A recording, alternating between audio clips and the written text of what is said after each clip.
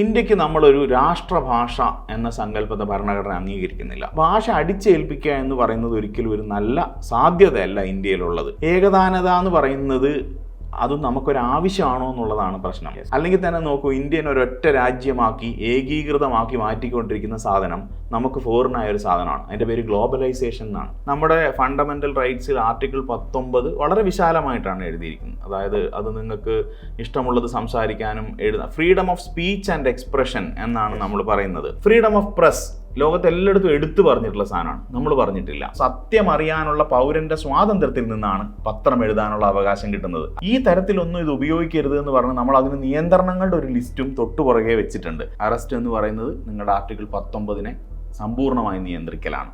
അതായത് നിങ്ങളുടെ സഞ്ചാര സ്വാതന്ത്ര്യം മുതൽ സംഭാഷണ സ്വാതന്ത്ര്യം വരെ എല്ലാം അവിടെ നിയന്ത്രിക്കപ്പെടുന്നുണ്ട്. ഒരു ബില്ല് കൈവശം എത്തിയാൽ എത്ര ദിവസത്തിനുള്ളിൽ ഒപ്പിട്ട് കൊടുക്കണം എന്ന് നമ്മൾ ഗവർണറോട് നമ്മൾ നിഷ്കർഷിച്ചിട്ടില്ല. അതിൻ്റെ അർത്ഥം അയാളത് എത്രയും വേഗം ചെയ്യണം എന്നാണ്. ആ സംസ്ഥാനത്തെ ജനങ്ങൾക്ക് യാതൊരു സേയും ഇല്ല അവരുടെ ഗവർണർ ആരാണെന്ന് തീരുമാനിക്കുന്നതിൽ. ഒരിക്കൽ അദ്ദേഹം തീരുമാനം എടുത്ത ഒരു ബില്ല് പിന്നെ പ്രസിഡന്റിന് അയക്കാൻ പറ്റില്ല. അപ്പോൾ നിങ്ങൾ അതിനെ തടയാനുള്ള എല്ലാ സാധ്യതയും ഉപയോഗിക്കാനുള്ള വ്യഗ്രതയാണ് അവിടെയൊക്കെ കാണുന്നത്. സത്യത്തിൽ ഇന്ത്യയെ ഒരു കോൺസ്റ്റിറ്റ്യൂഷണൽ ഡെമോക്രസി ആയിട്ട് നിലനിർത്തുന്നതിൽ ബേസിക് സ്ട്രക്ചർ ഡോക്ട്രിൻ ഇന്ന് വളരെ ശക്തമായ പങ്കുണ്ട്.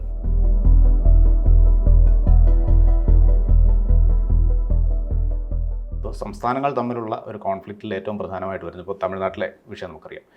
ഹിന്ദി അടിച്ചേൽപ്പിക്കാൻ ശ്രമിക്കുന്നുവെന്ന് അവിടുത്തെ സർക്കാർ പറയുന്നു. BJPയും DMKയുമായി വലിയ തോതിലുള്ള യുദ്ധം അതിൽ നടന്നുകൊണ്ടിരിക്കുകയാണ്. ഈ ഭാഷ എന്ന് സംബന്ധിച്ച് അതായത് ഔദ്യോഗിക ഭാഷ, രാഷ്ട്രഭാഷ ഇങ്ങനെയുള്ള വിഷയങ്ങളിൽ ഭരണഘടന എങ്ങനെയാണ് അതിൻ്റെ ഒരു വ്യാഖ്യാനം നൽകിയിരിക്കുന്നത്? ഇന്ത്യക്ക് നമ്മളൊരു രാഷ്ട്രഭാഷ എന്ന സങ്കല്പത്തെ ഭരണഘടന അംഗീകരിക്കുന്നില്ല. ഔദ്യോഗിക ഭാഷ എന്ന സങ്കല്പമാണ് നമ്മൾ എടുത്തിട്ടുള്ളത്. സത്യത്തിൽ ആദ്യം നമ്മൾ 15 കൊല്ലത്തേക്ക് ഇംഗ്ലീഷിനെ ഒരു ലിങ്ക് ലാംഗ്വേജായി ഉപയോഗിക്കുക എന്നുള്ളതാണ് നമ്മൾ കരുതിയിരുന്നത്. പക്ഷെ പിന്നീട് നമുക്ക് മനസ്സിലായി 15 കൊല്ലം എന്ന് പറഞ്ഞ കാലാവധിക്കുള്ളിൽ ഇന്ത്യക്ക് ഒരു ഏകീകൃത ഭാഷയിലേക്ക് പോകാനുള്ള യാതൊരു സാധ്യതയും നിലവിലില്ല എന്നുള്ളത്. അതുകൊണ്ട് നമ്മൾ ആ ഭാഷാ പ്രശ്നം നമ്മൾ എന്ത് ചെയ്തു, ഫോർമലായിട്ട് ഇന്ത്യയിൽ 22 ഭാഷകളെ പട്ടിക 8-ൽ ഉൾപ്പെടുത്തി അതിനെ എല്ലാം ഔദ്യോഗിക ഭാഷകളാക്കി പ്രഖ്യാപിച്ചുകൊണ്ട് പരിഹരിക്കുകയാണ് നമ്മൾ ചെയ്തിട്ടുള്ളത്. അപ്പോൾ നമുക്കത് ആദ്യമേ മനസ്സിലായ ഒരു പ്രശ്നമാണ്. കാരണം നമ്മൾ ആ നിലയ്ക്ക് ആദ്യത്തെ ശ്രമം നടത്തി നോക്കിയതാണ്. അതായത് നമ്മൾ സ്റ്റേറ്റുകളെ നമ്മൾ അഡ്മിനിസ്ട്രേറ്റീവ് കൺവീനിയൻസിൻ്റെ മേലെ ഡിവൈഡ് ചെയ്ത് ഭരിക്കാൻ ശ്രമിച്ചതാണ്. പക്ഷെ ആലോചിച്ച് നോക്കുക, അതൊരു വളരെ ഗുരുതരമായ പ്രശ്നം ഉണ്ടാക്കും. ഇപ്പോൾ കേരളത്തിൽ ഒരു വില്ലേജ് ഓഫീസർ, കന്യാകുമാരിയിൽ നിന്ന് ഒരു വില്ലേജ് ഓഫീസർ കേരളത്തിൻ്റെ ഏതെങ്കിലും ഒരു സ്ഥലത്ത് പ്ലേസ്ഡ് ആയി എന്ന് വിചാരിക്കുക. എങ്ങനെയാണ് അയാൾക്ക് അവിടുത്തെ പ്രാദേശിക ഭാഷ അറിയാതെ കാര്യങ്ങൾ കൈകാര്യം ചെയ്യാൻ പറ്റുക? ഒരിക്കലും പ്രായോഗികമായൊരു കാര്യമല്ല അത്. അപ്പം നമ്മളെ സംബന്ധിച്ച് ഈ ഭാഷാ വൈവിധ്യത്തെ അക്കോമഡേറ്റ് ചെയ്തുകൊണ്ടല്ലാതെ, കോൺസ്റ്റിറ്റ്യൂഷണലൈസ് ചെയ്ത് വ്യവസ്ഥാപിതമാക്കിക്കൊണ്ടല്ലാതെ ഒരു മുന്നോട്ട് പോക്ക് സാധ്യമല്ല. അപ്പം ഭാഷ അടിച്ചേൽപ്പിക്കുക എന്ന് പറയുന്നത് ഒരിക്കലും ഒരു നല്ല സാധ്യതയല്ല ഇന്ത്യയിലുള്ളത്. പകരം നിങ്ങൾക്ക് അതിനകത്ത് അവയർനെസ് ബേസ്ഡ് ആയ ഒരു സ്റ്റെപ്പ് എടുക്കാം. അതായത് ഇന്ത്യയിലെ എല്ലാ മനുഷ്യരോടും സംസാരിക്കാൻ പറ്റുന്ന ഒരു പ്രധാനമന്ത്രി ഉണ്ടായിരിക്കുക എന്ന് പറയുന്നത് നല്ല കാര്യമാണ്. അല്ലെങ്കിൽ ഒരു പ്രധാനമന്ത്രി സംസാരിക്കുന്ന ഇന്ത്യയിലെ എല്ലാവർക്കും മനസ്സിലാവുക എന്ന് പറയുന്നത് നല്ല കാര്യമാണ്. പക്ഷെ അത് നിങ്ങൾ ഇന്ന ഭാഷ നിർബന്ധമായും പഠിച്ചുകൊണ്ട് മാത്രമേ സാധ്യമാവൂ എന്ന് പറഞ്ഞാൽ ജനങ്ങൾ അതിനെ പോസിറ്റീവായിട്ട് എടുത്തോളണം എന്നില്ല. പ്രത്യേകിച്ചും അവനവൻ്റെ ഭാഷയിൽ, അവനവൻ്റെ ദേശീയതയിൽ കൂടുതൽ അഭിമാനിക്കുന്ന മനുഷ്യരാണെങ്കിൽ അവരത് കൂടുതൽ ഗൗരവമായിട്ട് എന്ത് ചെയ്യുന്നുണ്ട്, അവരതിനെ കാണുന്നുണ്ട്.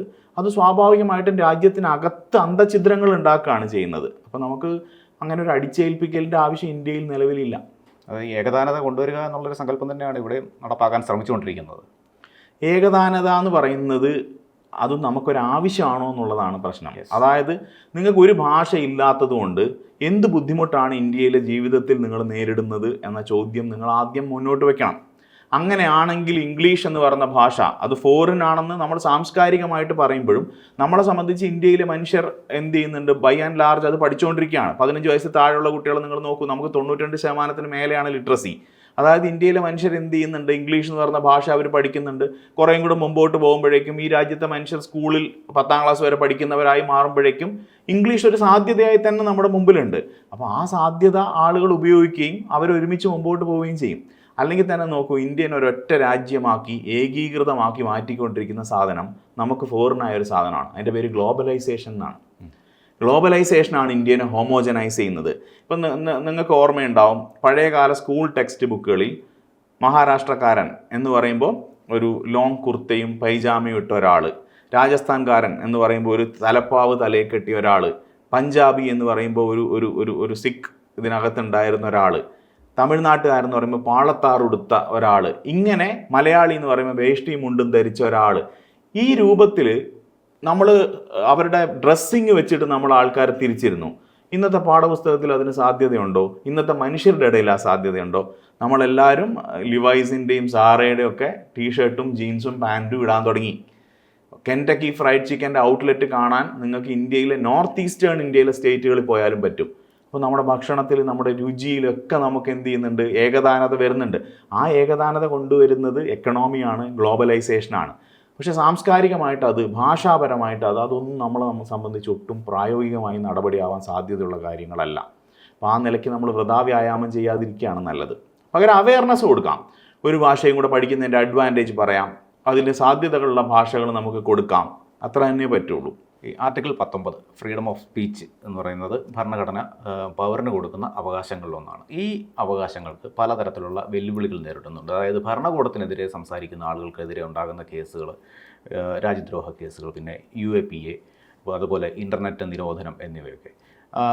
ഇത് ഈ ആർട്ടിക്കിൾ 19 നേരിടുന്ന വെല്ലുവിളി തന്നെയല്ലേ? ഭരണഘടന നേരിടുന്ന ഒരു വെല്ലുവിളി തന്നെയല്ലേ?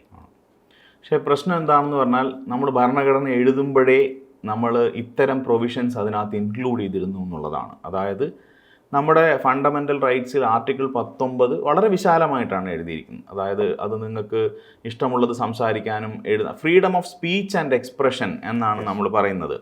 അപ്പം അന്ന് ഒരുപാട് നിലയിൽ തർക്കങ്ങൾ ഉണ്ടായിട്ടുണ്ട്. ഒന്നെന്ന് പറയുന്നത് അത് സ്പെസിഫിക് ആയിട്ട് എടുത്തു പറയണം എന്ന് പറയുന്ന കാര്യം ഉണ്ടായിരുന്നു. പക്ഷേ സ്പെസിഫിക്കായി എടുത്തു പറഞ്ഞിരുന്നെങ്കിൽ അതിന് ഇങ്ങനെ ആവാൻ പറ്റില്ല എന്നുള്ളതാണ്. അതായത് ആലോചിച്ച് നോക്കുക, ഭരണഘടന എഴുതുന്ന സമയത്ത് ഒരു വേൾഡ് വൈഡ് വെബ് ഉണ്ടാകുമെന്നോ, ഇൻ്റർനെറ്റ് എന്ന സങ്കല്പം ഉണ്ടാകുമെന്നോ, ഒരു സാമൂഹ്യ മാധ്യമ സങ്കല്പം ഉണ്ടാകുമെന്നോ നമ്മൾ കരുതിയിട്ടില്ല. പക്ഷെ നമുക്ക് ഫേസ്ബുക്കിനെയോ വാട്സപ്പിനെയോ ഇൻസ്റ്റഗ്രാമിനെയോ അക്കോമഡേറ്റ് ചെയ്യാൻ നമുക്കൊരു ഭരണഘടനാ ഭേദഗതി വേണ്ടി വന്നില്ല. എന്തുകൊണ്ടാണ്? Freedom of speech and expression എന്ന് പറയുന്നത് ഒരു ഓൾ എൻകംപാസിങ് ടേമാണ്. അപ്പോൾ അതിലേക്ക് നിങ്ങൾ എന്ത് മോഡ് ഓഫ് എക്സ്പ്രഷൻ പുതിയതായി കണ്ടുപിടിച്ചാലും അത് സ്വാഭാവികമായി ഇതിൻ്റെ ഭാഗമായിക്കോളും എന്നുള്ളതാണ് നമ്മുടെ ഒരു ആനുകൂല്യം. ഫ്രീഡം ഓഫ് പ്രസ് ലോകത്ത് എല്ലായിടത്തും എടുത്തു പറഞ്ഞിട്ടുള്ള സാധനമാണ്, നമ്മൾ പറഞ്ഞിട്ടില്ല. അപ്പോൾ ഫ്രീഡം ഓഫ് പ്രസ് എന്തുകൊണ്ടാണ് നമ്മൾ പറയാത്തതെന്ന് ചോദിക്കുമ്പം ശരിക്കും നമ്മുടെ കോൺസ്റ്റിറ്റ്യൂഷണൽ ഫിലോസഫി വളരെ ഗംഭീരമാണ് ആ കാര്യത്തിൽ. കാരണം ഫ്രീഡം ഓഫ് പ്രസ് എന്ന് നമ്മൾ പറഞ്ഞിരുന്നെങ്കിൽ അതൊരു പബ്ലിഷറുടെ സ്വാതന്ത്ര്യമായി പിൽക്കാലത്ത് വ്യാഖ്യാനിക്കപ്പെടും. അപ്പോൾ അവിടെ ഉണ്ടാകുന്ന പ്രശ്നം എന്ന് പറഞ്ഞാൽ, പത്രം എഴുതാനുള്ള സ്വാതന്ത്ര്യത്തിൽ നിന്നാണ് പത്രം എഴുതുന്നതെന്ന് പറഞ്ഞാൽ പത്രം നിങ്ങൾ എങ്ങനെ വേണമെങ്കിലും എഴുതും. ഇവിടെ freedom of speech and expression meaning full ആവാൻ ഒരു ഇൻഫോംഡ് സിറ്റിസണറി വേണം. അതിന് പത്രങ്ങൾ ഉണ്ടായിരിക്കണം എന്നുള്ളതാണ്. അപ്പോൾ നോക്കൂ, സത്യം അറിയാനുള്ള പൗരൻ്റെ സ്വാതന്ത്ര്യത്തിൽ നിന്നാണ് പത്രം എഴുതാനുള്ള അവകാശം കിട്ടുന്നത്. അല്ലാതെ പത്രം എഴുതാനുള്ള അവകാശം കൊണ്ട് നിങ്ങൾ എന്ത് ചെയ്യല്ല, ആളുകളുടെ അടുത്ത് വരികയല്ല. അപ്പോൾ അവിടെ എല്ലാം അപ്പോൾ ഒരു അബ്സല്യൂട്ടായ ഒരു അധികാരം കൊടുക്കുന്നതിന് നമ്മളെ തടഞ്ഞു വെച്ചിട്ടുണ്ട് അവിടെയൊക്കെ. പക്ഷേ ഇവിടെ പ്രശ്നം എന്താണെന്ന് പറഞ്ഞാൽ, നമ്മൾ അന്നേ വളരെ കോൺഷ്യസ് ആയിട്ടാണ് ഈ കാര്യങ്ങൾ ചെയ്തിരിക്കുന്നത്. ഇപ്പോൾ രാജ്യദ്രോഹപരമായ കാര്യങ്ങൾ ചെയ്യുന്നതിന്, പരാമർശം നടത്തുന്നതിന്, അത്തരത്തിലുള്ള എക്സ്പ്രഷൻസ് ചെയ്യുന്നതിന്, പബ്ലിക് ഓർഡറിനെ ബാധിക്കുന്ന തരത്തിൽ, ഇൻസൈറ്റ്മെൻ്റ് ഒരു ഒഫൻസിന് കാരണമാവുന്ന തരത്തിൽ, ഏതെങ്കിലും ഒരു വ്യക്തിയുടെ, അയാളുടെ, നിങ്ങൾക്കറിയാം ഡിഫമേഷൻ നമ്മൾ സിവിലും ക്രിമിനലുമായി ഡിഫൈൻ ചെയ്തിട്ടുള്ള കാര്യമാണ്. അങ്ങനെ ഡിഫെയിം ചെയ്യുന്ന തരത്തിൽ, ഈ തരത്തിലൊന്നും ഇത് ഉപയോഗിക്കരുത് എന്ന് പറഞ്ഞ് നമ്മൾ അതിന് നിയന്ത്രണങ്ങളുടെ ഒരു ലിസ്റ്റും തൊട്ടുപുറകെ വെച്ചിട്ടുണ്ട്. അപ്പോൾ ആ നിയന്ത്രണങ്ങളുടെ ലിസ്റ്റിൻ്റെ സാധ്യതയാണ് കാലാകാലങ്ങളിൽ വരുന്ന സർക്കാർ ഉപയോഗിക്കുന്നത്.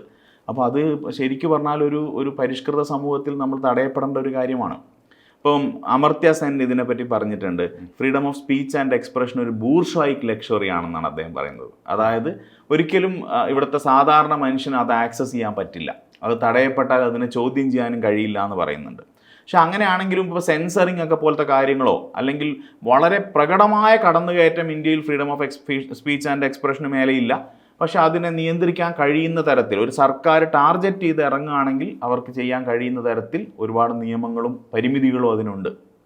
UAPA പോലുള്ള ഒരു വകുപ്പ് വരുമ്പോൾ ആ വകുപ്പിനെ ഇതുമായി ബന്ധപ്പെട്ടാണോ അതിനെ വ്യാഖ്യാനിക്കുന്നത്, അതോ ഈ ഫ്രീഡം ഓഫ് എക്സ്പ്രഷൻ എന്നുള്ളൊരു സംഗതിയെ വ്യാഖ്യാനിച്ചുകൊണ്ട് തന്നെയാണോ UAPA കൊണ്ടുവരുന്നത്? UAPAയുടെ കേസ് സത്യത്തിൽ കുറച്ചുകൂടി ഡിഫറൻ്റ് ആണ്. UAPA ആയിട്ട് കണക്റ്റഡ് ആയിട്ടുള്ള ഇന്ത്യൻ ഭരണഘടനയിലെ ആർട്ടിക്കിൾ 19 അല്ല 22 അതായത് ഒരു ഭരണകൂടത്തിൻ്റെ കയ്യിൽ പൗരനെ നിയന്ത്രിക്കാനുള്ള ഏറ്റവും വലിയ ശക്തിയാണ് law and order maintenance agencies. അവർക്ക് ഒരു പൗരന് മേലെ ചെയ്യാവുന്ന ഏറ്റവും വലിയ കടന്നുകയറ്റമാണ് അയാളുടെ അറസ്റ്റ്. അറസ്റ്റ് എന്ന് പറയുന്നത് നിങ്ങളുടെ ആർട്ടിക്കിൾ 19 സമ്പൂർണ്ണമായി നിയന്ത്രിക്കലാണ്. അതായത് നിങ്ങളുടെ സഞ്ചാര സ്വാതന്ത്ര്യം മുതൽ സംഭാഷണ സ്വാതന്ത്ര്യം വരെ എല്ലാം അവിടെ നിയന്ത്രിക്കപ്പെടുന്നുണ്ട്. പക്ഷേ ആർട്ടിക്കിൾ 22 തന്നെ നിങ്ങൾ നോക്കിയാൽ ആദ്യം ആർട്ടിക്കിൾ 22 പറയുന്നത് ഒരാളെ അറസ്റ്റ് ചെയ്യുമ്പോൾ അയാളിനോട് എന്തിനു വേണ്ടി അയാളെ അറസ്റ്റ് ചെയ്യുന്നു എന്ന കാര്യം വ്യക്തമാക്കി കൊടുക്കണം എന്നുള്ളതാണ്. അയാൾക്ക് താല്പര്യമുള്ള ഒരു വക്കീലിനെ കൺസൾട്ട് ചെയ്യാൻ അവസരം കൊടുക്കണം എന്നുള്ളതാണ്. രണ്ടാമത് പറയുന്നത് 24 മണിക്കൂറിൽ കൂടുതൽ ഒരാളെ പോലീസ് കസ്റ്റഡിയിൽ വെക്കരുത്, അയാളെ നിയറസ്റ്റ് മജിസ്ട്രേറ്റിന് മുന്നിൽ ഹാജരാക്കിയിരിക്കണം. അയാളെ മറ്റെവിടെന്നെങ്കിലും പിടിച്ചു കൊണ്ടുവരികയാണെങ്കിൽ ആ ട്രാൻസിറ്റ് ടൈം ഉപയോഗിക്കാം എന്നാണ് ഭരണഘടന പറയുന്നത്. മൂന്നാമത് ഭരണഘടന ഒരു കാര്യം പറയുന്നുണ്ട്, ഈ പറയുന്ന അവകാശങ്ങൾ ഒരാൾക്ക് നഷ്ടപ്പെടാൻ ഇടയുണ്ട്. രണ്ട് കൂട്ടരെയാണ് അവർ പറയുന്നത്. ആദ്യത്തത്, ഈ ശത്രു രാജ്യമാണ് എന്ന് ഇന്ത്യ നിലവിൽ പ്രഖ്യാപിച്ചിരിക്കുന്ന ഒരു രാജ്യത്തെ പൗരനാണ് നിങ്ങളെങ്കിൽ നിങ്ങൾക്ക് ഈ അധികാരം നഷ്ടപ്പെടും. പിന്നെ നിങ്ങളെ തടങ്കലിൽ വെച്ചിരിക്കുന്നത് കരുതൽ തടങ്കൽ അനുവദിക്കുന്ന, പ്രിവെൻറ്റീവ് ഡിറ്റൻഷൻ അനുവദിക്കുന്ന ഒരു നിയമത്തിൻ്റെ കീഴിലാണെങ്കിലും നിങ്ങൾക്ക് മേൽപ്പറഞ്ഞ അവകാശങ്ങൾ നഷ്ടപ്പെടും എന്നാണ് പറയുന്നത്. ഇന്ത്യൻ സാഹചര്യത്തിൽ അൺലോഫുൾ ആക്ടിവിറ്റീസ് പ്രിവെൻഷൻ ആക്ട് അല്ലെങ്കിൽ UAPA കരുതൽ തടങ്കൽ അനുവദിക്കുന്ന ഈ സ്പെഷ്യൽ കാറ്റഗറിയിലെ നിയമമാണ്. അതിൽ അറസ്റ്റ് ചെയ്യപ്പെടുന്ന ആൾക്ക് ആർട്ടിക്കിൾ 19 ലംഘിക്കപ്പെടുക എന്ന് പറയുന്നത് ഇന്ത്യയിൽ ഭരണഘടനാപരമായ ഒരു നിയന്ത്രണമാണ്. അതിനെ നമ്മൾ റീസണബിൾ റെസ്ട്രിക്ഷൻ എന്നാണ് വിളിക്കുന്നത്. പക്ഷേ ഇവിടെ പ്രശ്നം എന്താണെന്ന് പറഞ്ഞാൽ UAPA ആർക്കെതിരെ ചുമത്തണം എന്ന് പറയുന്നത് തീരുമാനിക്കാനുള്ള അധികാരം സ്വാഭാവികമായും സർക്കാരുകളുടെ കയ്യിലാണ്. അതുകൊണ്ട് തന്നെ അവർക്ക് എന്ത് ചെയ്യാം, UAPA എന്ന് പറയുന്ന കാര്യത്തിനെ വെപ്പണൈസ് ചെയ്തുകൊണ്ട് അവർക്ക് വേണമെങ്കിൽ ഒരു പൊളിറ്റിക്കൽ എനിമിയെ ഈ അവകാശത്തിൻ്റെ സംരക്ഷണത്തിന് പുറത്തു കൊണ്ടുവരാനും അവരെ ടാർഗറ്റ് ചെയ്യാനും പറ്റുമെന്നുള്ളതാണ് അതിനകത്തെ പ്രശ്നം. ഗവർണർമാരുടെ നിയമനവുമായി ബന്ധപ്പെട്ട് ഭരണഘടനാ പദവിയാണ് ഗവർണർ എന്നുള്ളത്, കേന്ദ്ര സർക്കാരാണ് ഗവർണർമാരെ നിയമിക്കുന്നു, പ്രസിഡന്റ് നിയമിക്കുന്നു എന്നുള്ളത്. ഈ ഗവർണർമാരെ കേന്ദ്ര സർക്കാരിൻ്റെ താല്പര്യങ്ങൾ സംരക്ഷിക്കാനുള്ള ഒരു ഉപാധിയായി സംസ്ഥാനങ്ങളിലേക്ക് നിയമിക്കുന്ന ഒരു രീതിയാണോ കണ്ടുവരുന്നത്? ഭരണഘടനാപരമായി ഇതിനെ ഏത് തരത്തിലാണ്? അതൊരു ശരിയായ രീതി അല്ലല്ലോ, അങ്ങനെയല്ലേ കാണേണ്ടത്? തീർച്ചയായിട്ടും അത് നമുക്ക് കാണാവുന്നത് ഈ 75 കൊല്ലത്തിനുള്ളിൽ ഇന്ത്യയുടെ പൊളിറ്റിക്കൽ മൊറാലിറ്റി ചെന്നെത്തി നിൽക്കുന്ന ഒരു അപജയമായിട്ട് നമുക്ക് കാണാവുന്ന ഒരു പദവിയാണ് ഗവർണർ എന്ന് പറയുന്നത്. അതായത് ഇപ്പം അതിന് നമ്മൾ എന്തുകൊണ്ടാണ് ഗവർണർ എന്ന് പറയുന്നൊരു സങ്കല്പത്തെ നമ്മൾ ഏറ്റെടുത്തതെന്ന് പറയുന്നൊരു കാര്യമുണ്ട്. അപ്പം കേന്ദ്രത്തിൻ്റെ യൂണിയൻ ലിസ്റ്റ് എന്ന് പറയുന്ന കേന്ദ്രത്തിന് എക്സ്ക്ലൂസീവ് അധികാരങ്ങളുടെ ലിസ്റ്റിൽ സംസ്ഥാനങ്ങൾക്കൊരു നിയന്ത്രണമുണ്ട്, സംസ്ഥാനങ്ങളുടെ താല്പര്യങ്ങൾക്കൊരു റെപ്രസെൻറ്റേഷനുണ്ട്. അത് രാജ്യസഭയിലൂടെയാണ് നമ്മൾ നേടുന്നത്. രാജ്യസഭയിലെ ആളുകളെ തിരഞ്ഞെടുക്കാൻ സംസ്ഥാനത്തെ നിയമസഭകൾക്കാണ് അനുവാദമുള്ളത്. അപ്പോൾ അവരുടെ റെപ്രസെൻറ്റേറ്റീവ്സ് കേന്ദ്ര നിയമത്തിൽ ഇടപെടുന്നുണ്ട്. കാരണം ലോക്സഭയും രാജ്യസഭയും പാസ്സാക്കാതെ ഈ നാട്ടിലൊരു നിയമം നടപ്പാവില്ല. അപ്പോൾ സ്വാഭാവികമായും അവിടെ ഒരു കൺട്രോളുണ്ട്. സ്റ്റേറ്റ് ലിസ്റ്റിന് മേലെ കേന്ദ്രത്തിനും സമാനമായൊരു ഓവർലുക്കിംഗ് പവർ വേണം. ആ സൂപ്പർവൈസറി പവറാണ് ഗവർണറിലൂടെ എക്സസൈസ് ചെയ്യപ്പെടേണ്ടത്. അവിടെ നമ്മൾ കരുതുന്നത് ആ സംസ്ഥാനത്തിൻ്റെ എക്സിക്യൂട്ടീവ് ഹെഡായിട്ട് ഒരാളെ കേന്ദ്ര സർക്കാർ നിയമിക്കുന്നു. ആ സ്റ്റേറ്റിൻ്റെ ബെസ്റ്റ് ഇൻട്രസ്റ്റിൽ അയാൾ ആക്ട് ചെയ്യണം. ഏതെങ്കിലും സാഹചര്യത്തിൽ അവിടെ ഒരു breakdown of constitutional machinery ഉണ്ടായാൽ, അതായത് ഭരണഘടനാപരമായ കർത്തവ്യങ്ങൾ നിർവഹിക്കുന്നതിലോ ഭരണഘടനാപരമായി കേന്ദ്ര സർക്കാർ ആവശ്യപ്പെടുന്ന കാര്യങ്ങൾ നിറവേറ്റുന്നതിലോ സംസ്ഥാനം അലംഭാവം കാണിക്കുകയോ വിമുഖത കാണിക്കുകയോ ചെയ്താൽ ഗവർണർക്ക് കൂടുതൽ അധികാരം ഉപയോഗിക്കാം. അതല്ല എങ്കിൽ അയാൾ സ്റ്റേറ്റിനോട് എപ്പോഴും ഹാൻഡ് ഇൻ ഹാൻഡായിട്ട് പ്രവർത്തിക്കേണ്ട ഒരാളാണ്. അതാണ് നമ്മൾ ആ പോസ്റ്റിനെ പറ്റി കണക്കാക്കുന്നത്. അപ്പോൾ അത് രാഷ്ട്രീയമായി ദുരുപയോഗം ചെയ്യപ്പെടാനുള്ള ഒരു സാധ്യത നമ്മൾ മുന്നിൽ കണ്ടില്ല. ഓക്കെ, അതുകൊണ്ട് എന്ത് ചെയ്തു, നമ്മൾ വളരെ ലൂസ്ലി ആണ് അത് ബൗണ്ട് ചെയ്തിരിക്കുന്നത്. നിങ്ങൾ നോക്കിയാൽ കാണാം, ഒരു ബില്ല് കൈവശം എത്തിയാൽ എത്ര ദിവസത്തിനുള്ളിൽ ഒപ്പിട്ട് കൊടുക്കണം എന്ന് നമ്മൾ ഗവർണറോട് നമ്മൾ നിഷ്കർഷിച്ചിട്ടില്ല. അതിൻ്റെ അർത്ഥം അയാളത് എത്രയും വേഗം ചെയ്യണം എന്നാണ്. പക്ഷേ പ്രശ്നം എവിടെയാണ്? ആ സാധ്യത ഉപയോഗിച്ചിട്ട് ആ മൗനത്തിനെ നമ്മൾ എന്ത് ചെയ്യുന്നു, മിസ്ഇൻറ്റർപ്രറ്റ് ചെയ്തുകൊണ്ട് അത് അനിയന്ത്രിതമായിട്ട് വൈകിപ്പിക്കുക എന്ന് പറഞ്ഞ സാധ്യതയിലേക്കൊക്കെ പോകുന്നു. അപ്പോൾ എപ്പോഴും ഇങ്ങനൊരു കോൺഫ്ലിക്റ്റിംഗ് രൂപത്തിൽ ഇരിക്കേണ്ട ആൾക്കാരല്ല ഒരു സംസ്ഥാനത്തെ നിയമസഭയും ഗവർണറും, അല്ലെങ്കിൽ സംസ്ഥാന സർക്കാരും ഗവർണറും. അവരൊരുമിച്ച് പ്രവർത്തിക്കണം എന്നാണ് ഭരണഘടന വിഭാവനം ചെയ്യുന്നത്. പക്ഷേ പ്രശ്നം, ഒന്നാം സംസ്ഥാനത്തെ ജനങ്ങൾക്ക് യാതൊരു സേയും ഇല്ല അവരുടെ ഗവർണർ ആരാണെന്ന് തീരുമാനിക്കുന്നതിൽ. ഇനി അയാൾ അവരുടെ താല്പര്യങ്ങൾക്കെതിരെ പ്രവർത്തിച്ചാൽ പുറത്താക്കാനും നമ്മുടെ മുമ്പിൽ സാധ്യതകളില്ല. അപ്പോൾ സുപ്രീം കോടതി ഇതിൽ നിരവധി തവണ ഗവർണർമാർക്കെതിരെ സ്റ്റാൻഡ് എടുത്തിട്ടുണ്ട്. ഇപ്പം തമിഴ്നാട് ഗവർണർക്കെതിരെ ഒരു സംഭവം ഉണ്ടായത് നിങ്ങൾക്ക് ഓർമ്മയുണ്ടാവും. അതായത് അദ്ദേഹം ഒരു ബില്ല് വന്നു, ആ ബില്ല് അദ്ദേഹം തിരിച്ചയച്ചാൽ ആ ബില്ല് വീണ്ടും നിയമസഭ പാസ്സാക്കി വിട്ടാൽ അദ്ദേഹം ഐഡിയലി അതിൽ ഒപ്പിടേണ്ടതാണ്. ഓക്കെ, അതാണ് നമ്മുടെ കീഴ്വഴക്കം. പക്ഷേ അവിടെ വെച്ച് അദ്ദേഹം എന്ത് ചെയ്യുകയാണ്, ആ ബില്ല് കേന്ദ്രത്തിന് റിസർവ് ചെയ്യുകയാണ്. ഒരിക്കൽ അദ്ദേഹം തീരുമാനം എടുത്ത ഒരു ബില്ല് പിന്നെ പ്രസിഡന്റിന് അയക്കാൻ പറ്റില്ല. അപ്പോൾ നിങ്ങൾ അതിനെ തടയാനുള്ള എല്ലാ സാധ്യതയും ഉപയോഗിക്കാനുള്ള വ്യഗ്രതയാണ് അവിടെയൊക്കെ കാണുന്നത്. പക്ഷേ പ്രശ്നം എവിടെയാണെന്ന് പറഞ്ഞിട്ടുണ്ടെങ്കിൽ അത് സുപ്രീം കോടതി തള്ളിക്കളഞ്ഞു. സുപ്രീം കോടതി പറഞ്ഞു നിങ്ങൾ നിങ്ങളുടെ ഡിസ്ക്രിപ്ഷൻ എക്സസൈസ് ചെയ്ത് കഴിഞ്ഞ സ്ഥലത്ത് പിന്നെ അത് പ്രസിഡന്റിന് കൈമാറാൻ പറ്റില്ല. നിങ്ങൾ ആദ്യമേ അത് പ്രസിഡന്റിന് കൈമാറി അദ്ദേഹത്തിന് കൊടുത്തിരുന്നെങ്കിൽ ഓക്കെയാണ്. അതേപോലെ നിരവധി കാര്യങ്ങളിൽ ഇതേപോലെ തന്നെ സുപ്രീം കോടതി പറഞ്ഞിട്ടുണ്ട്. അതായത് സുപ്രീം കോടതി പറയുന്നത് നിങ്ങൾ ഒരിക്കലും കേന്ദ്ര സർക്കാരിൻ്റെ ഏജൻ്റായി സംസ്ഥാനത്ത് പ്രവർത്തിക്കാൻ പോകുന്നവരാവരുത്. ആർബിട്രറി ആയിട്ട് നീക്കം ചെയ്യപ്പെടരുത് ഗവർണർമാർ. അവരെ നമ്മൾ സ്വാഭാവികമായും അവരുടെ ഭരണഘടനാപരമായ പദവിയുടെ അന്തസ്സ് പുലർത്തേണ്ടതാണ് എന്ന് പറയുന്ന കാര്യം സുപ്രീം കോടതി ഒരുപാട് തവണ ഓർമ്മിപ്പിച്ചിട്ടുണ്ട്. പക്ഷെ അതൊരു ഇമ്മീഡിയറ്റ് പൊളിറ്റിക്കൽ വെപ്പണാണ്. അതായത് നിങ്ങൾക്ക് സംസ്ഥാനത്തിന് മേലൊരു നിയന്ത്രണം കൊണ്ടുവരണമെങ്കിൽ കേന്ദ്രത്തിന് ഏറ്റവും എളുപ്പം സാധിക്കുന്ന ഒരു കാര്യമാണ്. ഇപ്പോൾ ആരിഫ് മുഹമ്മദ് ഖാൻ്റെ കാലത്താണ് നമ്മൾ ഏറ്റവും കൂടുതൽ കണ്ടത്. അതായത് വൈസ് ചാൻസലർമാരുടെ നിയമനവുമായി ബന്ധപ്പെട്ട് പിന്നീട് അത് സംബന്ധിച്ചൊരു കേസ് സുപ്രീം കോടതിയിൽ ഉണ്ടാകുന്നു. സംസ്ഥാനം ഗവർണറുടെ അധികാരത്തിനെതിരെ കേന്ദ്ര സർക്കാരിനെതിരെ ഒരു കേസ് പോകുന്നു. ഇപ്പോൾ സംഭവിച്ചിരിക്കുന്നത് വൈസ് ചാൻസലർമാരുടെ നിയമനാധികാരം ചാൻസലർക്ക്, അതായത് ഗവർണർക്ക് കൊടുത്തുകൊണ്ട് കേന്ദ്ര സർക്കാർ ഒരു നിയമ ഭേദഗതി, UGC നിയമത്തിൻ്റെ ഒരു ഭേദഗതി കൊണ്ടുവരുന്നു. ഇത് എങ്ങനെയാണ്? ഇത് ഒരു അധികാരം പ്രയോഗിക്കുന്ന ഒരു രീതിയല്ലേ? ഇത് ഭരണഘടനാപരമാണോ? അങ്ങനെ നമുക്ക് വ്യാഖ്യാനിക്കാൻ കഴിയുമോ? ഇത് തീർച്ചയായിട്ടും നമ്മുടെ ഫെഡറൽ സങ്കല്പത്തിൻ്റെ സ്പിരിറ്റിനെതിരാണ്. കാരണം വിദ്യാഭ്യാസം, ഞാൻ നേരത്തെ പറഞ്ഞതുപോലെ ഒരു ദേശീയ നയം വിദ്യാഭ്യാസത്തിനുണ്ടായിരിക്കുക എന്ന് പറയുന്നത് ഓക്കെയാണ്. പക്ഷേ അത് സംസ്ഥാനങ്ങളിലെ വിദ്യാഭ്യാസ സ്ഥാപനങ്ങളുടെ നേരിട്ടുള്ള നിയന്ത്രണത്തിലേക്കൊന്നും എത്താൻ പാടില്ല. അത്രയും മൈക്രോ മാനേജ് ചെയ്യപ്പെടാൻ പാടുള്ളതല്ല ഒരു റീജിയണലായ വിദ്യാഭ്യാസ സ്ഥാപനം എന്ന് പറയുന്നത്. കാരണം റീജിയണലായ വിദ്യാഭ്യാസ സ്ഥാപനങ്ങളുടെ റിക്വയർമെൻറ്റ്സ് പലതായിരിക്കും എന്നുള്ളതാണ്. ഇപ്പോൾ കേരളത്തിൻ്റെ വിദ്യാഭ്യാസത്തിലെ റിക്വയർമെൻ്റ് അല്ല ഇതര സംസ്ഥാനങ്ങൾക്കുള്ളത്. അവിടെയുള്ള റിക്വയർമെൻ്റ് അല്ല കേരളത്തിലുള്ളത്. ഇപ്പോൾ കേരളത്തിൽ നമുക്ക് ഇവിടെ പ്രൊമോട്ട് ചെയ്യേണ്ട കോഴ്സുകൾ ചിലപ്പം വ്യത്യാസപ്പെട്ടിരിക്കും. ഇപ്പോൾ തമിഴ്നാടിനെ സംബന്ധിച്ച് അവർക്കൊരു ഇൻഡസ്ട്രിയൽ വർക്ക് ഫോഴ്സ് ഉണ്ടാവേണ്ട ആവശ്യമുണ്ട്. ചിലപ്പോൾ അവർക്ക് പോളിടെക്നിക്കുകൾ കൂടുതലായിട്ട് സ്ഥാപിക്കേണ്ടതായിട്ട് വരുമായിരിക്കും. ബ്ലൂ കോളർ ജോബ്സ് അവർ പ്രൊമോട്ട് ചെയ്യുന്നുണ്ടാവും. കാരണം അവരുടെ നാട്ടിൽ വ്യാവസായിക വികസനം നടന്നുകൊണ്ടേയിരിക്കുകയാണ്. ആ റിക്വയർമെൻ്റ് അല്ല ഒരു നോളജ് എക്കണോമിയിൽ ബേസ് ചെയ്തിട്ടുള്ള കേരളത്തിനുള്ളത്. അപ്പോൾ ആ തരത്തിൽ അത് മൈക്രോ മാനേജ് ചെയ്യാനുള്ള ശ്രമം, ഇപ്പം അധികാരത്തിൻ്റെ ഏറ്റവും വലിയ പ്രത്യേകതയായിട്ട് പറയുന്നത് ആളുകൾ എന്ത് ഓർക്കണം എന്ത് മറക്കണം എന്ന് തീരുമാനിക്കാൻ അധികാരത്തിന് കഴിയുന്നു എന്നുള്ളതാണ്. അതിന് ഏറ്റവും കൂടുതൽ അവർക്ക് ചെയ്യാവുന്ന ഒരു ഇടപെടൽ എന്ന് പറയുന്നത് വിദ്യാഭ്യാസത്തിലാണ്. കാരണം നിങ്ങൾ ഈ നാട്ടിലെ ചരിത്ര പുസ്തകം മാറ്റി എഴുതിയെന്ന് വിചാരിക്കുക, അല്ലെങ്കിൽ ആ പുസ്തകത്തിലെ കോണ്ടന്റ് മാറ്റി എഴുതിയെന്ന് വിചാരിക്കുക. നിങ്ങൾക്ക് ഇതിനകത്ത് ഒത്തിരി മനുഷ്യരെ നിങ്ങൾക്ക് പുറന്തള്ളാൻ പറ്റും. ഇപ്പോൾ ഒക്ടോബർ 2 ജനുവരി 30 അവധി അല്ലാതാവുന്ന ഒരു ഇന്ത്യയെ പറ്റി ആലോചിച്ചിട്ടുണ്ടോ? പിന്നെ എത്ര കാലമാണ് നമുക്ക് മഹാത്മാഗാന്ധിയെ പറ്റി കുട്ടികൾ അടുത്ത തലമുറ ചോദിച്ചറിയാൻ പോകുന്നത് എന്നുള്ളതൊരു സംശയകരമായ കാര്യമാണ്.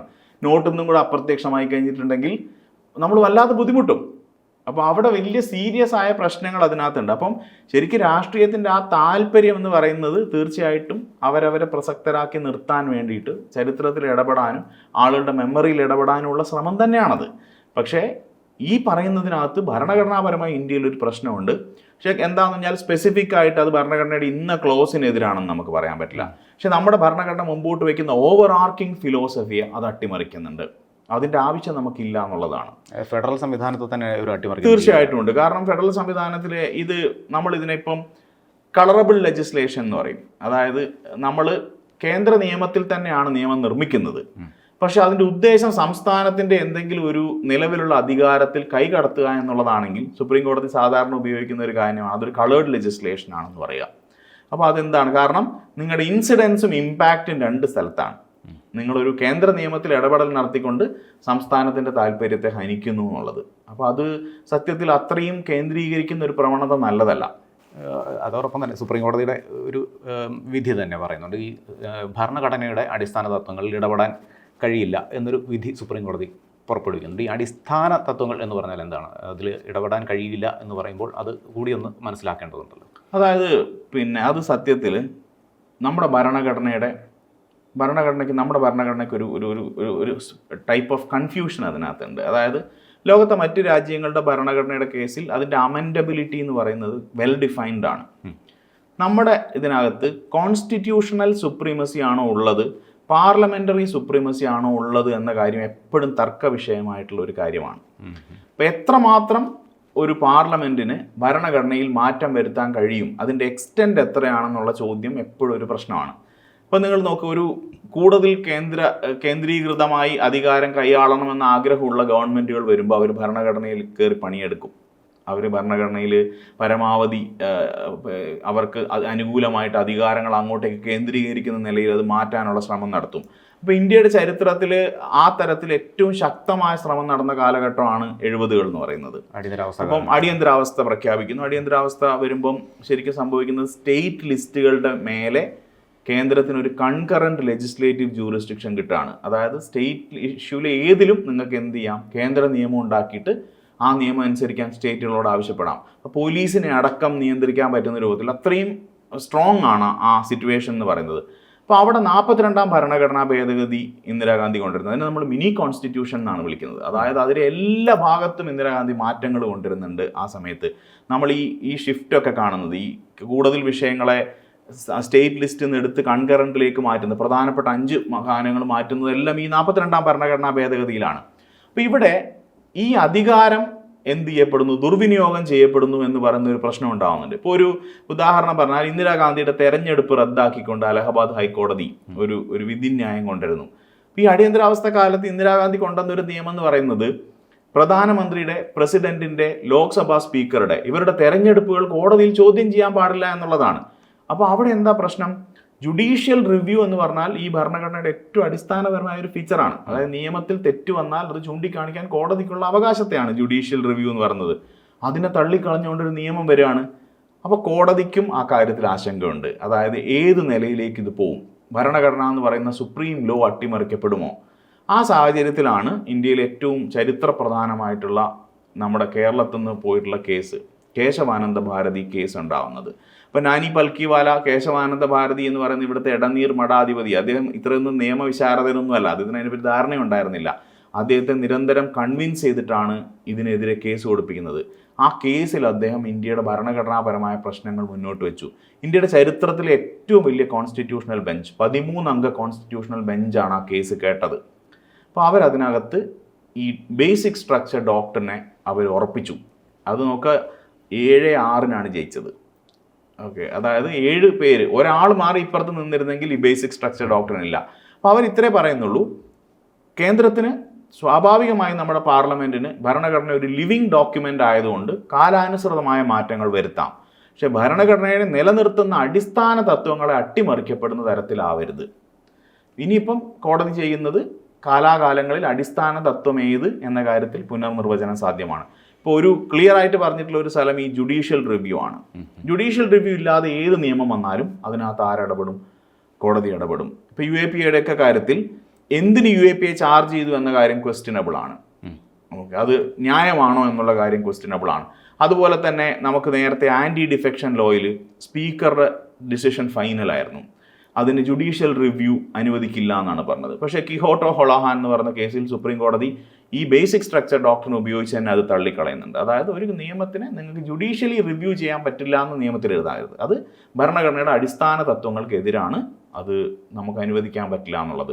സത്യത്തിൽ ഇന്ത്യയെ ഒരു കോൺസ്റ്റിറ്റ്യൂഷണൽ ഡെമോക്രസി ആയിട്ട് നിലനിർത്തുന്നതിൽ ബേസിക് സ്ട്രക്ചർ ഡോക്ടറിന് ഇന്ന് വളരെ ശക്തമായ പങ്കുണ്ട്.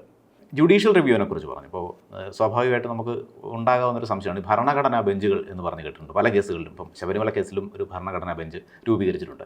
എന്താണ് ഈ ഭരണഘടനാ ബെഞ്ച് എന്ന് പറയുന്നത് സുപ്രീം കോടതിയിൽ? അതായത് സുപ്രീം കോടതി ഭരണഘടനാ കേസുകൾ കേൾക്കാൻ വേണ്ടി രൂപീകരിക്കുന്ന സ്പെഷ്യൽ ബെഞ്ചാണ് ഭരണഘടനാ ബെഞ്ച് എന്ന് പറയുന്നത്. ഇപ്പോൾ നോക്കുക, ഇപ്പോൾ ശബരിമല കേസ് ഒരു 5 അംഗ ഭരണഘടനാ ബെഞ്ച് കേട്ടു. അപ്പോൾ അവർ കോൺസ്റ്റിറ്റ്യൂഷനെ ഇൻ്റർപ്രറ്റ് ചെയ്യാൻ വേണ്ടി ആണ് അത് ചെയ്യുന്നത്. അപ്പോൾ അവർ ആ ബെഞ്ച് അതിന് വേണ്ടിയിട്ടാണ് ഇരിക്കുന്നത്. അപ്പം ഇനി ശബരിമല കേസിലെ ഈ ബെഞ്ചിൻ്റെ വിധിന്യായത്തിന് മുകളിൽ നിങ്ങൾക്കൊരു വിധിന്യായം വരണമെങ്കിൽ, അതിനെ ഓവർ റൂൾ ചെയ്യണമെങ്കിൽ മിനിമം 7 അംഗങ്ങളുള്ള ഒരു ഭരണഘടനാ ബെഞ്ച് രൂപീകരിച്ചാലേ പറ്റൂ. ശരിക്കും ബേസിക് സ്ട്രക്ചർ ഡോക്ടറിനെ നമുക്കിനി അതിനെ മാറ്റണമെങ്കിൽ ഒരു 15 അംഗ ഭരണഘടനാ ബെഞ്ച് ഫോം ചെയ്യണം. അത് ഇന്ത്യയിൽ എക്സ്ട്രാ ഓർഡിനറി ഹൈ ആണ്. അത് സത്യത്തിൽ എന്താണ്, ഇനി സാധ്യമല്ലാത്തൊരു കാര്യമാണ്. അപ്പോൾ കോൺസ്റ്റിറ്റ്യൂഷനെ ഇൻ്റർപ്രറ്റ് ചെയ്യാൻ വേണ്ടി ഇരിക്കുന്ന ഒരു സിറ്റിംഗ് ആണത്. അത്ര തന്നെയുള്ള നിലവിലുള്ള സുപ്രീം കോടതി ജഡ്ജിമാരിൽ നിന്ന് തന്നെയാണ് ഭരണഘടനാ ബെഞ്ച് ഫോം ചെയ്യുന്നത്. സെക്കുലറിസം എന്ന് പറയുന്നത് സത്യത്തിൽ ഇന്ത്യൻ ഭരണഘടനയുടെ ഒറിജിനൽ ടെക്സ്റ്റിൽ ആ വാക്കില്ല. കാരണം പ്ലൂറലിസം എന്ന് പറയുന്ന സങ്കല്പമാണ് നമ്മൾ കുറച്ചും കൂടെ ഡിയറായിട്ട് ചേർത്ത് പിടിച്ചിട്ടുള്ളത്. ഇന്ത്യ ഒരു ക്ലാസിക്കൽ മെജോറിറ്റേറിയൻ രാജ്യമായി മാറരുത്, അതിനുള്ള മുൻകരുതലുകളെല്ലാം കോൺസ്റ്റിറ്റ്യൂഷണൽ സേഫ് ഗാർഡ്സ് എല്ലാം ഭരണഘടനയിൽ എടുത്തിട്ടുണ്ട്. അത് എടുത്തിരിക്കുന്നത് ഫണ്ടമെൻ്റൽ റൈറ്റ്സ് ചാപ്റ്ററിലാണ്.